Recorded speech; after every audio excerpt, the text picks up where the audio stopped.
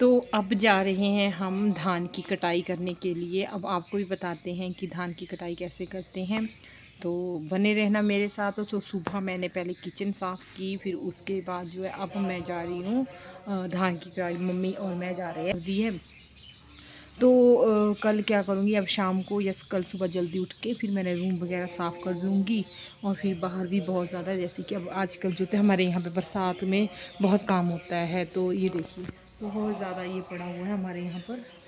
तो बस ये भी साफ़ करूँगी मैं। तो थोड़ा थोड़ा जितना जितना होता है उतना मैं कर लूँगी। बाद में बाकी सभी आ ही जाएंगे, फिर उस तक तब तक तो जो है मैं ये सब समेट लूँगी मैं। तो फिर बने रहना मेरे साथ और दिखाती हूँ आपको यहाँ का व्यू भी, और अपने ससुराल का भी, कि कहाँ पे हम घास काटने जाते हैं और कहाँ पर जो है हम धान वगैरह कटाई करते हैं। एक बार फिर से स्वागत है आपका सिया हिमाचली ब्लॉगर्स में। तो दुनिया में अनेक प्रकार की भाषाएं बोली जाती हैं, पर क्या आप जानते हैं सबसे मीठी बोलने वाली भाषा कौन सी है? वो है मतलब की। जब कोई आपसे बहुत मीठा बोलने लग जाए ना, तो समझ लेना कि उसको कोई ना कोई किसी न किसी बात का मतलब है। पर ये ज़ुबान ना बहुत ही ख़तरनाक हो गई है। कभी कभी देखते हो कि कोई किसी को कुछ कह जाता है बिना बात के, चाहे उसकी गलती भी ना हो, पर दूसरा इंसान कुछ नहीं कहता है, वो चुप रहता है। कहने को तो वो भी कह सकता है, पर बीच में आ जाते हैं संस्कार। माँ बाप के संस्कार बीच में आ जाते हैं, और जो इंसान माँ बाप के संस्कार लेकर चलता है ना, वही आगे तक जाता है। पर संस्कार को अहंकार बदलने में देरी नहीं लगती है। जिस इंसान में संस्कार की जगह अहंकार आ जाए ना, उसका सर्वनाश पक्का है। कमज़ोर इंसान जो होते हैं ना, वो बदला लेने की भावना रखते हैं, और जो ताकतवर होते हैं वो चुप हो जाते हैं। पर जो बुद्धिमान होते हैं ना, वो बातों को इग्नोर करते हैं। तो जो इंसान मीठा बोले ना, तो समझ जाना कि ये कोई मतलब की भाषा ही है। तो ऐसे इंसानों से दूर ही रहें तो ज़्यादा अच्छा होगा। तो इसी विचार और इसी थॉट के साथ आज का ब्लॉग मैं शुरू करती हूँ। तो आपको मैं पहले ही बता चुकी थी कि मैं अब आज जो जा रहे हैं हम घास तो नहीं, पर धान काटने के लिए जा रहे हैं। तो यहाँ का व्यू भी आपको दिखाती हूँ। तो खेत जो है हमारे काफ़ी दूर है हमारे घर से। तो ये देखिए, तो काफ़ी लोग लगे भी हुए थे, यहाँ पर काम कर रहे थे। उन्होंने भी धान ही काटे हुए थे, साथ में कर रहे थे, और काफ़ियों ने काट भी ली थी धान यहाँ पर। ये देखिए, तो हम भी जा रहे थे, मैं और मम्मी भी जा रहे थे।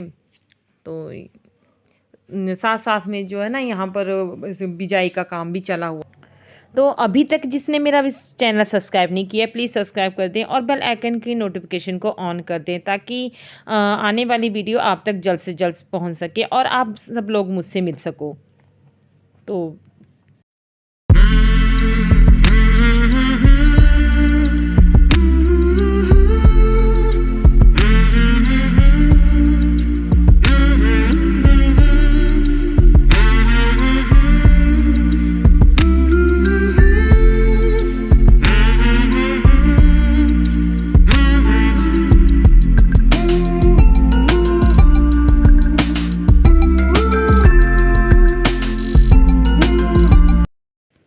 पहुंच गए हम अपने धान के खेत में, और बस अब मम्मी के लगे हैं तैयारी करने काटने की। तो बस लग पड़े, हम हो गए शुरू अब काटने के लिए। इसी तरह से काटे जाते हैं धान के खेत।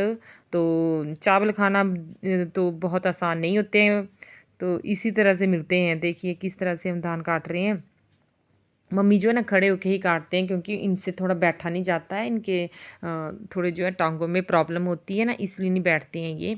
तो इसी तरह से काटते हैं ये खड़े होके ही। तो बस मैंने और मम्मी, तो इतनी देर तो नहीं लगी थी, क्योंकि काटते जब अच्छे हों साफ़ सुथरे हों ना, तो फिर जल्दी जल्दी से हो जाता है। पर ये इतने अच्छे भी नहीं थे, पर चलो जैसे थे अब काटना तो पड़ने थे, क्योंकि सभी लोगों ने काट लिए थे, हमारे ही रहते थे।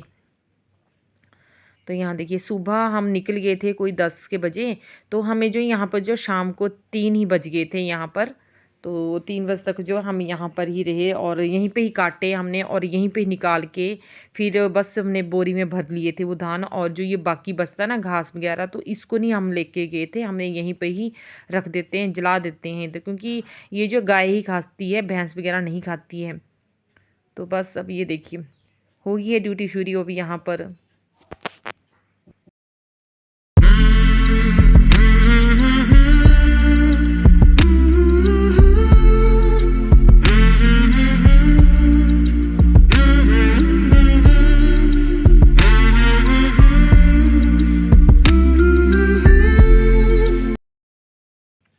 तो ये जो होते हैं ना, ये देसी चावल होते हैं और इनका जो आटा होता है तो उससे ही हम जो जैसे चावल की रोटी वगैरह बनाते हैं, बहुत ही टेस्टी बनती है। जो बाज़ार का होता है आटा उसकी नहीं इतनी अच्छी लगती है हमें।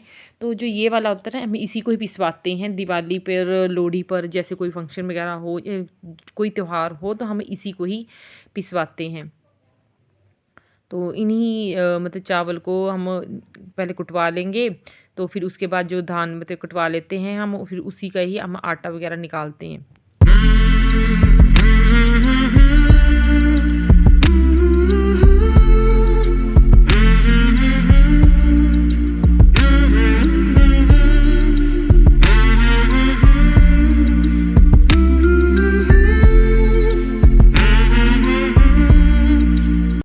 साथ साथ में ना हम दोनों भी बातें कर रहे थे कभी। हाँ चलो, ये तो होता है कि अब घर पे तो इस टाइम कोई भी नहीं था, क्योंकि घर पे हम ताला मार के आ गए थे और मैं और मम्मी ही यहाँ पर आए हुए थे। तो हमने बस शाम तक ही ऐसे ही रहना था। साथ में हम अपने चाय पानी का इंतज़ाम भी करके आते हैं साथ में, कौन लेके आएगा इतनी दूर से अब।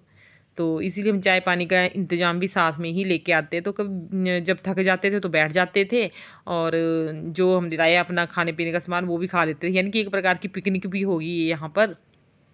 तो काम के साथ साथ पिकनिक भी हो रही थी और एंजॉय लेके काम करते हैं, एंजॉय लेके ही काम करना चाहिए, तभी थकावट नहीं होती है। अगर हम ऐसे ही बोझ लेके काम करें ना, तो फिर बहुत ज़्यादा थकावट होती है, कि दिमाग में बहुत ज़्यादा थकावट सी हो जाती है। तो बस अब देखिए इसको किस तरह से निकालेंगे हम चावल के दानों को। दाने तो नहीं निकलते हैं, वो धान जैसे निकलेंगे अभी।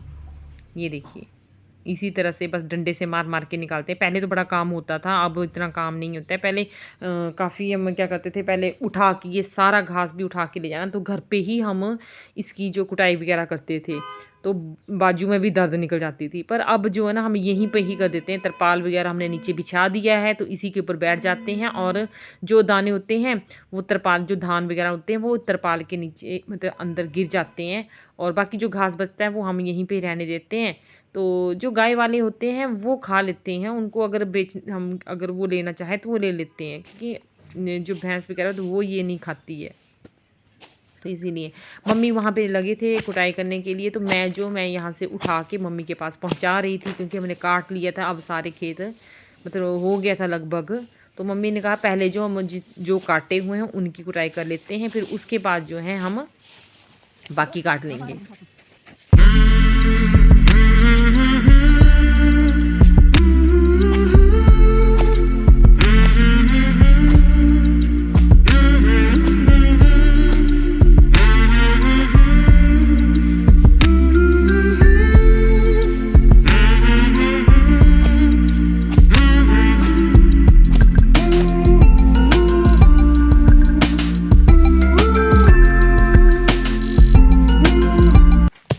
तो मैं भी मम्मी के साथ लग पड़ी। अब तो मैंने रख दिए थे बाकी, तो बस अब बैठ के मैं भी इसी तरह से करूँगी डंडे के साथ। तो पहले तो नहीं आता था ये सब काम करने, पर चलो देख देख के और सीख सीख के आ ही गया है।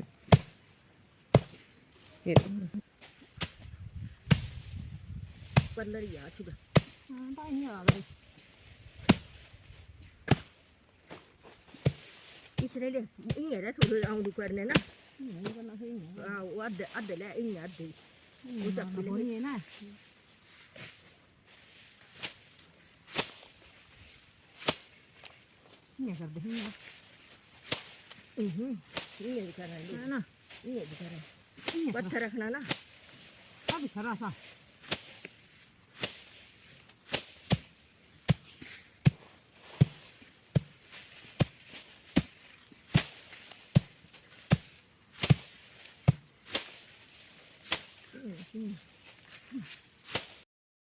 तो दिवाली और लोहड़ी पर जो है हमें इसी चावल के आटा इसी धान के जो चावल निकालेंगे, यानी कि और उसका फिर हम आटा पिसवाएंगे, उसके ही पकवान बनाते हैं हम। तो उसको भी बताऊंगी मैं वीडियो में कभी, तो चावल की रोटियां भी बताऊंगी और जो पकवान बनता है उसको भी मैं आपको बताऊंगी, उसके साथ उसको भी आपके साथ मैं ज़रूर शेयर करूंगी कि कैसे बनते हैं। और बहुत ही टेस्टी होते हैं ये देसी चावल, मीठे मीठे से होते हैं।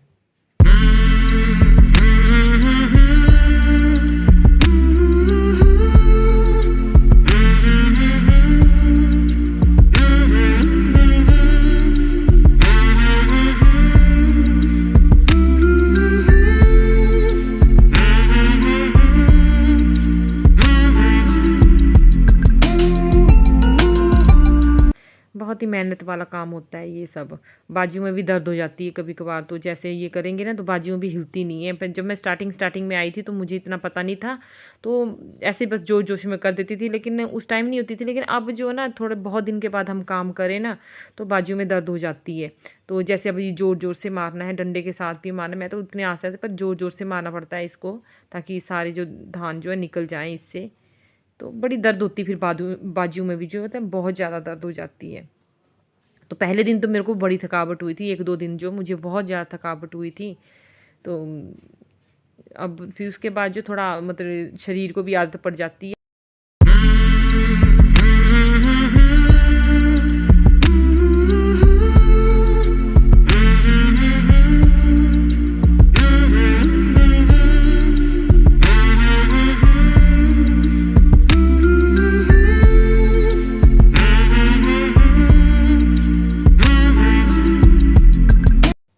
तो इसी तरह से हमने धान कुटाई कर लेनी थी। फिर उसके बाद से जाना था हमने घर पर, तो यानी कि काफ़ी टाइम हो गया था हमें यहाँ पे आए हुए। तो जब मैं घर जाऊँगी ना तो मैं आपको कुछ एक पौधों के बारे में बताऊँगी यहाँ पर जो होते हैं। तो जो जो मतलब यानी कि पहचान ही जाएंगे कि, लेकिन नाम तो मुझे भी नहीं पता उनको कि क्या बोलते हैं, लेकिन मैं आपको दिखा के बता दूँगी कि ये कौन से पौधे होते हैं जिसके यानी कि जड़ी बूटियाँ भी बनाई जाती हैं। तो मेरी मम्मी हैं बनाते हैं और देते भी हैं लोगों को, और बहुत ही फ़र्क पड़ता है। तो कुछ एक जब उनको बताती हूँ मैं कि ये वाले हैं, तो मुझे नाम नहीं पता होता है। तो ऐसे आज मैं आपको दिखा ही दूँगी, तो आप बता देना कि क्या-क्या बोलते हैं, आपकी लैंग्वेज में क्या बोलते हैं। तो प्लीज़ कमेंट में ज़रूर बताना, ताकि और भी समझ सकें कि क्या-क्या बोला जाता है। तो मैं अगली वीडियो में उन लोगों का नाम ले दूँगी जिसने ये बताया हुआ है कि जो उन पौधों को बोलते हैं, और जो उन पौधों का नाम है। तो बस अब हमारा हो चुका था, तो बस तो हम चल पड़े अभी यहाँ से।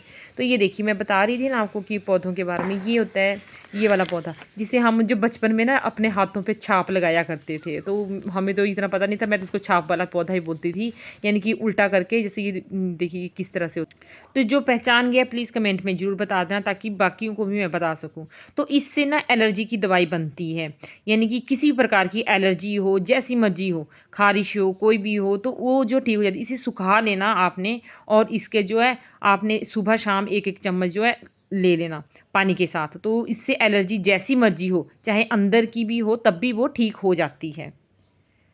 तो आगे मैं बताती हूँ आपको। ये वाला जो पौधा ना, देखिए नीम के पत्तों के जैसे दिख रहा है, इसे बोलते हैं हमारी लैंग्वेज में तूनी। तो अब आपकी लैंग्वेज में क्या बोलते हैं बता देना मुझे।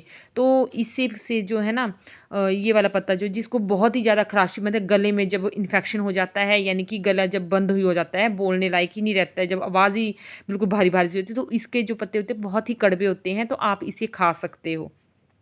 तो जो मैंने आपको पत्ते बताए तूनी के, इसको जो आप 1-2 पत्ते खा सकते हो, क्योंकि इतने ज़्यादा खाए नहीं जाते हैं। तो आप इनका रस जो आप चूस सकते हो, जिससे फिर आपका जो 1 या 2 दिन में जो है गला ठीक भी हो जाएगा।